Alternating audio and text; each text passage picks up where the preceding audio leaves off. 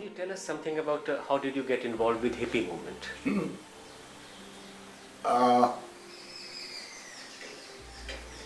don't forget, I'm covering a period of my life that was in the 60s and 70s. So this was the height of all of this. The hippie thing started actually what I earlier referred to in London. After hours, after leaving fancy, stiff upper lip jobs, I would change clothes and go downtown where all the action was. There were cellar-type night bars where smoke-filled marijuana, smoke-filled. I used to smoke marijuana in those days, but you could not get stoned by just going into a bar like that. You were breathing nothing but marijuana smoke. But here, a lot of young people were making music, and a lot of young people who were going to these places to listen to music, to talk to interesting people. There were many, many nights in Earl's Court where after falling out of some smoke-filled cafe at 2 o'clock in the morning, there were lots of cheap biryani joints at that time. And there I struck up a friendship with some people who ultimately ended up being the very famous group called The Animals. And so there were many, many Animals. And so there were many, many kind of good friendships that were struck up there. That was the time also where, of course, the Beatles had already begun to come onto the scene. So there was a whole scene, and everybody was going to become a rock band. But many of them made it. Another dear friend was a person called Eric Burden, and he also made it.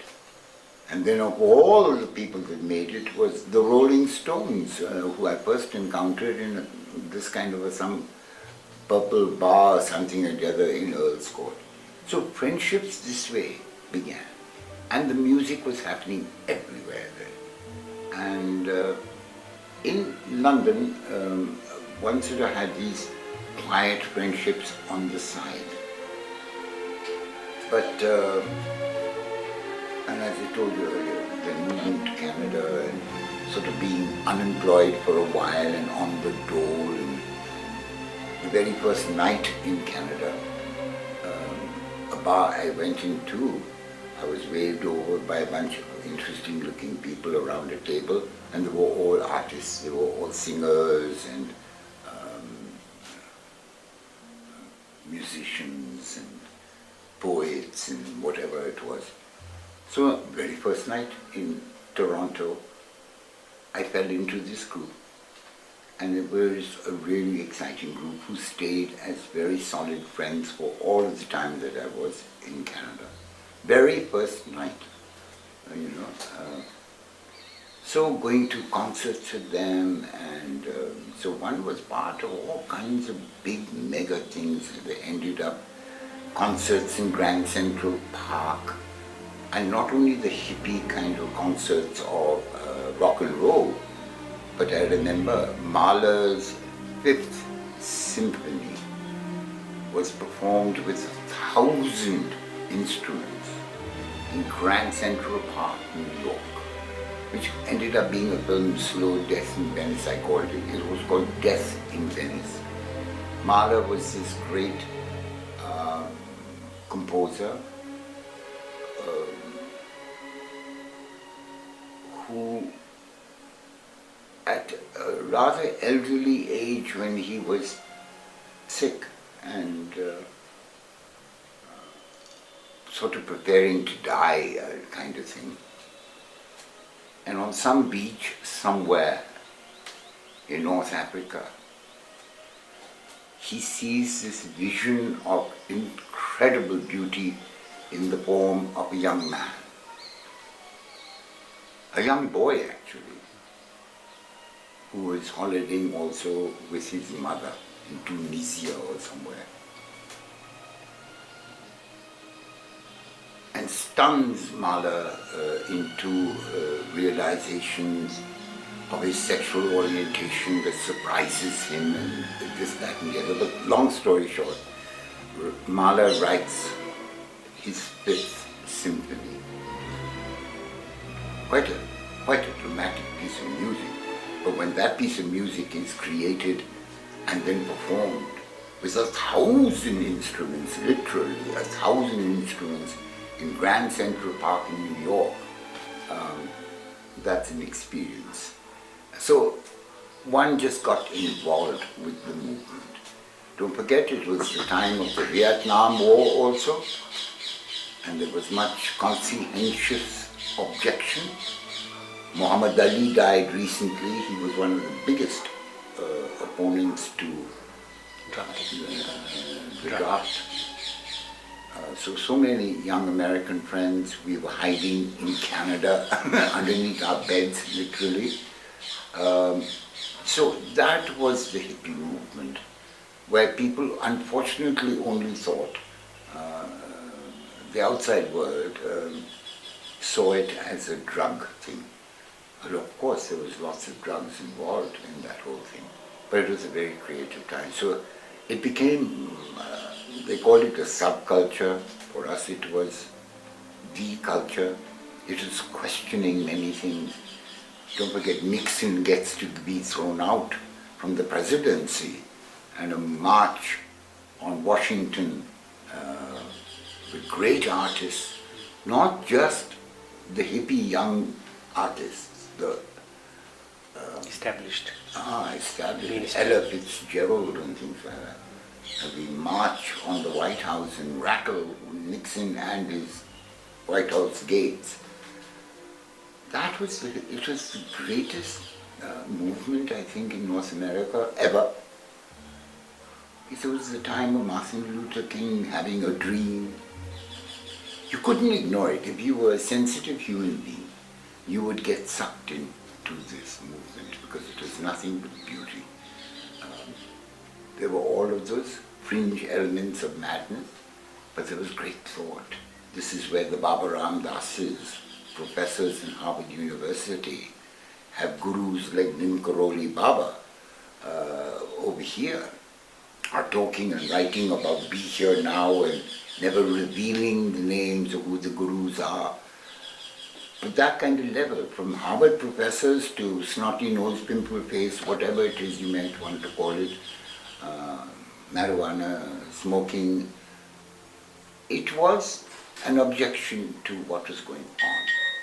And it was at the highest level, absolutely the highest level, where young people were questioning government and rattling them. And the Vietnam War? No. I'm not going to fight an illegal war and kill people of my own age in some other country for your kind of weird thinking. You go fight the war. It was a dramatic time of great fearlessness, of belief in what you were doing. You were right. And no matter what the heck was going to happen, you were going to always oppose it. Whilst you had a wonderful time, whilst you have a great creative time, Woodstock concert in Vermont or wherever that was. Huge things happening in Colorado and things. So it was nice to be unemployed, to be able to, as the drop of a hat, just go and be a part of another kind of Kumbh Mela. The Western versions of it, great music. So that's how one came into that movement. And in that kind of movement were the greatest artists of the world. So days of Rudolf Nureyev or Margot Fonteyn, the connect was this alternative thinking.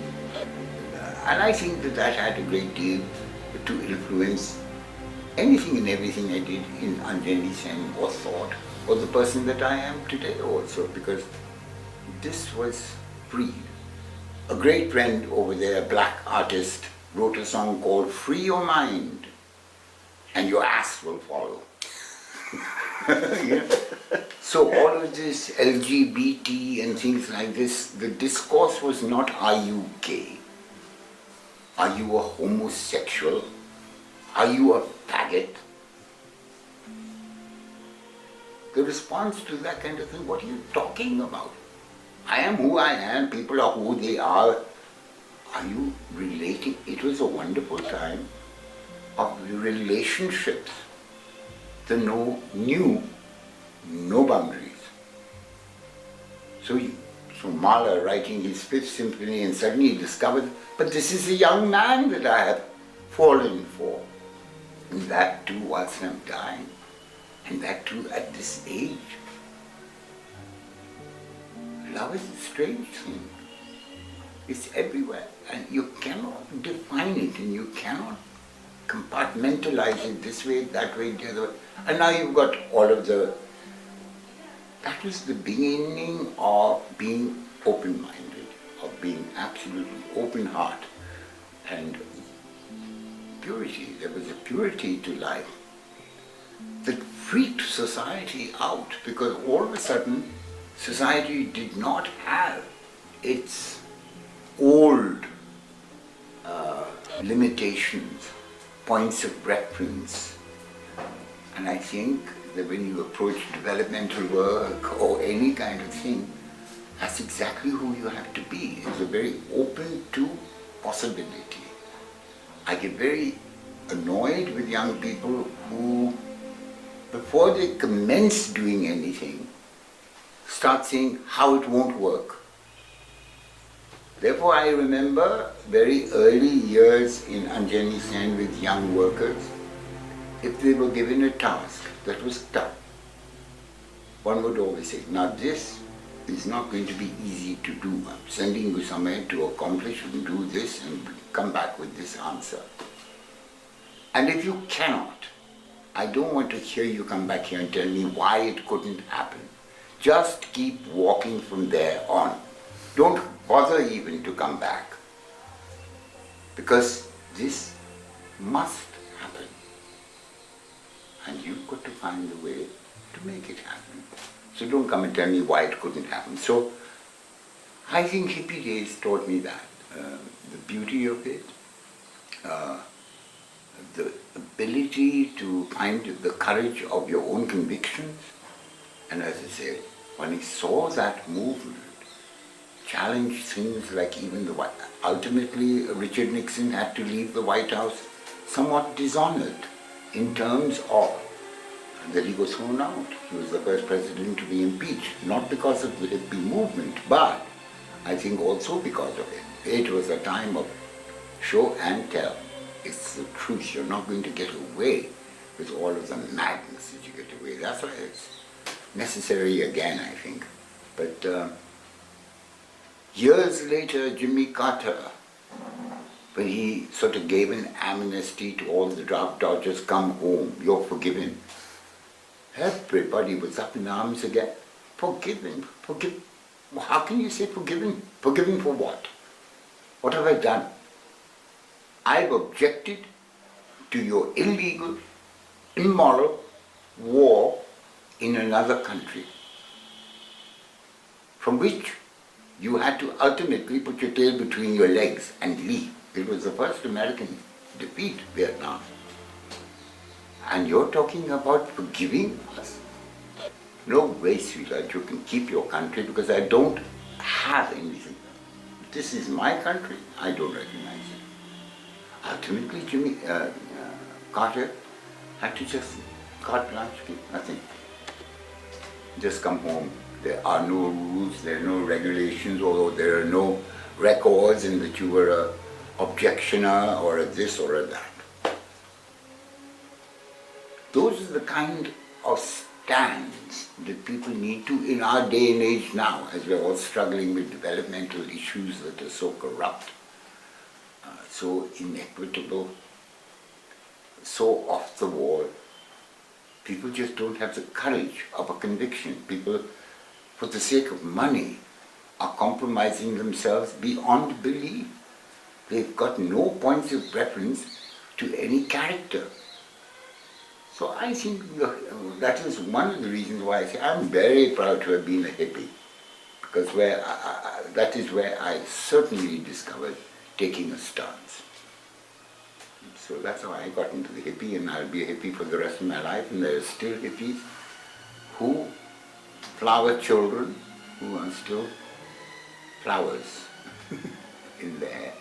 There was nothing ugly about it.